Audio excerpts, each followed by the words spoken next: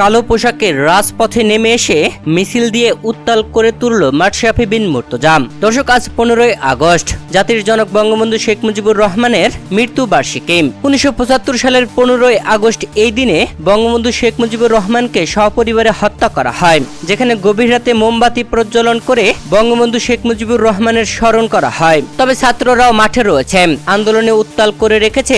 বঙ্গবন্ধু শেখ মুজিবুর রহমানের এই শোকাহতর দিনটি পালিত করতে দিবে না আওয়ামী লীগদের। তবে আওয়ামী লীগও থেমে নেই, ধানমন্ডি দখল করে নিয়েছে। ধানমন্ডির 32-এ শেখ মুজিবুর রহমানের বাড়িতে এর আগের আন্দোলনে আগুন দিয়েছিল আন্দোলনকারীরা।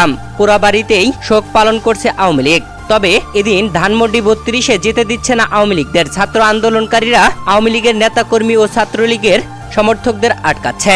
তবে এত কিছু ছাপিয়ে মাশরাফি বিন মুর্তজার একটি ভিডিও তুমুল ভাইরাল, যেখানে কালো পোশাক পরে রাজপথে মিছিল নিয়ে বেরিয়েছে মাশরাফিরা। মাশরাফির নেতৃত্বে এই মিছিল বেরিয়েছে, যে ভিডিওটি এখন সামাজিক যোগাযোগ মাধ্যমে খুবই ভাইরাল।